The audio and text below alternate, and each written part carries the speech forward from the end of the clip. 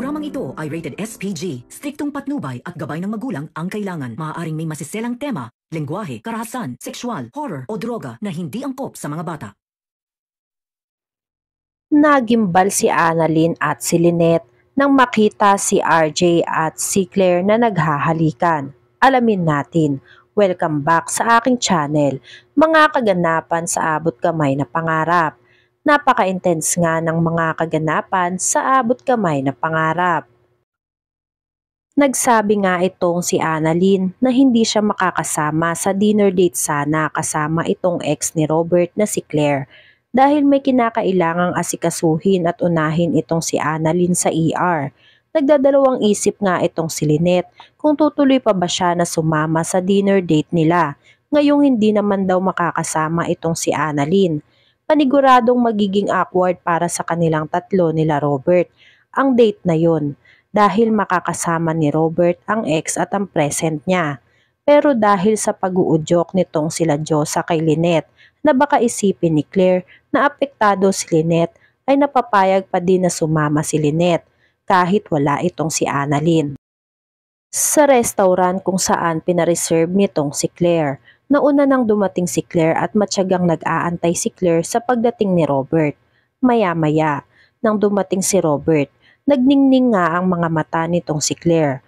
Na-excite itong si Claire na makasama ulit si Robert dahil matagal na panahon na din nang huli silang magkita at nag-date sa iisang restaurant.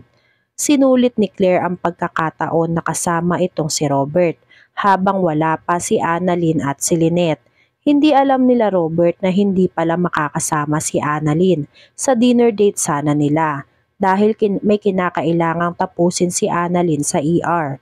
Sa sobrang pagkabisi ni Annalyn, hindi na nga nagawa pang mag-update nitong si Annalyn kay Robert na hindi siya matutuloy sa pagsama sa dinner date nila. Sinubukang ni Claire na ibalik lahat ng masasayang memories na magkasama sila nitong si Robert. Masayang masaya ang puso ni Claire dahil nakasama niya ulit itong si RJ. Pero mukhang hindi naman umuubra ito kay RJ. Maya-maya, biglang dumating itong si Lynette. Nahinto ang moment sana nitong si Claire kay Robert. Bigla namang napatayo si Robert para salubungin itong si Lynette. Manghang-mangha si Robert sa itsura nitong si Lynette na halos nauutal na nga at walang masabi sa ganda nitong si Lynette. Nakaramdam ng selos itong si Claire dahil hindi katulad ng sa kanya na kailangan pang magpapansin para mapansin nitong si Robert ang itsura niya at pananamit niya. Samantala ito ngang si Lynette ay kusang napansin ni Robert sa ganda at ayos nito kahit hindi pa man ito nagsasalita. Sa sobrang selos nitong si Claire ay nagpaalam muna siya para magpunta sa CR dahil hindi na kinaya ni Claire ang lahat ng nakikita niya. Pinagbasdan ni Claire si Robert at si Lynette sa malayo. Kitang-kita ni Claire kung gaano inaasikaso ni Robert itong si Lynette at kung gaano sila kasaya. Kaya naman nakaramdam ng kirot sa puso niya itong si Claire. Napaka-awkward nga nang nangyari sa kanilang tatlo. Pagbalik ni Claire sa table nila, dito na nga nagsimulang mag-usisa itong si Claire tungkol sa relasyon ni Robert at ni Lynette. Maraang tinanggi naman ni Lynette na wala silang relasyon nitong si Robert. Kaya naman nagkaroon ng konting pag-asa itong si Claire na magkabalikan pa sila nitong si RJ. Hanggang ngayon kasi ay hindi pa rin maamin ni Lynette sa sarili niya na mahal niya pa rin nga itong si RJ. Sa Apex Hospital, inabangan ni Zoe si Annalyn para insultuhin at asarin. Hindi pa din kasi nakaka-move on itong si Zoe mula sa pagpanig ulit ng tatay nilang si RJ sa desisyon nitong si Annalyn na wag ituloy ang operasyon kay Claire. Nagwika si Zoe kay Annalyn, "Annalyn, baka gusto mong tignan yung patient ko. Baka kasi nagkamali na naman ako." Nagwika nga itong si Nurse Karen kay Zoe. Paranoid to.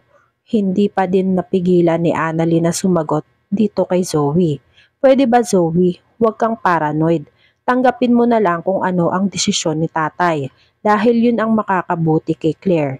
Sumagot si Zoe, "Di ba genius ka? By just looking sa pasyente, alam mo na kung ano ang mali sa kanya." Napangisi na lang si Annalyn dahil masyadong nagpapahalata si Zoe na hindi niya matanggap na nakinig si RJ kay Annalyn. Sa kabilang banda, hindi pa din matanggap nitong si Morgana na botong-boto si Zoe kay Claire para sa daddy niyang si RJ. Galit na galit si Morgana kay Zoe dahil pinamukha pa daw ni Zoe kay Morgana na bagay si Claire at si Robert. Nagsabi si Zoe na wala namang masama doon kesa naman mapunta ang daddy niyang si Robert kay Lynette.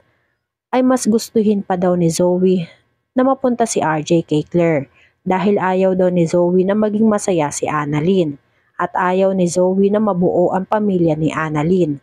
Pero talaga namang palaban itong si Morgana dahil hindi daw papayag si Morgana na mapunta sa iba itong si RJ kahit na sino pa daw yan. Gagawin ni Morgana ang lahat para sa kanya lang mapunta itong si RJ kahit iba na nga ang katauhan nitong si Moira. Hanggang ngayon nga ay hindi pa din nawawala ang pagmamahal ni Morgana para kay RJ. Kahit na nga nakailang beses pa siya nitong pinagtabuyan dahil sa mga kasamaang ginawa niya. Sa kabilang banda, habang naglalakad naman si Annalyn at si Lynette, nagkwento naman si Lynette kay Annalyn tungkol sa nangyari sa kanila sa dinner date nilang tatlo nila Robert.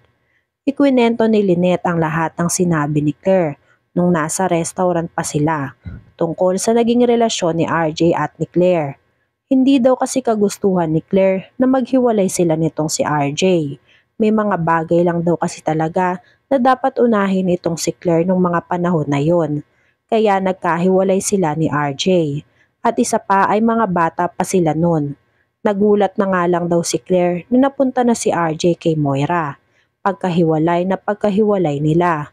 Hindi na nagkaroon pa ng pagkakataon si Claire para balikan itong si RJ. Samantala, nakita ni Robert si Claire sa lobby. Nagpaalam na si Claire dahil aalis na sila ng driver niya dahil magaling na ito. Kinuha ni Claire ang pagkakataon para kausapin ulit si Robert. Miss na daw ni Claire lahat ng pinagsamahan nila nitong si Robert. Nagwika si Robert. Claire, matagal na yung nangyari sa atin, hindi na po pwedeng balikan. Sumagot si Claire, that was 8 years ago. Pero 'di ba parang ito yung tadhana natin? Pinagtagbo tayo, pareho tayong malaya. Nag-umpisa ngang humalik itong si Claire kay RJ at wala nang nagawa itong si RJ bilang siyang lalaki. Sa hindi sinasadyang pagkakataon, nakita ni Annalyn si Robert at si Claire na magkahalikan. Nagimbal nga si Annalyn, lalong-lalo na si Lynette sa nakita at nasaksihan nila. Napatawag na lang tuloy si Annalyn ng tay kay RJ. Hindi akalain ni Annalyn na magagawang lokohin ulit ni RJ ang nanay niyang si Lynette. Nasaktan si Annalyn para kay Lynette dahil huling-huli sa akto ang dalawa na nagkahalikan. Ni hindi man lang ito nagtago para sana walang ibang tao ang makakakita sa kanilang dalawa. Mapapatawad pa kaya ni Lynette si Robert? Yan nga ang mga kaganapan at mga dapat nating abangan dito sa Abot Kamay na Pangarap. Kung gusto nyo pa ng mga ganitong klaseng video ay mag-subscribe at i-like itong video na to. Maraming salamat po. I got you!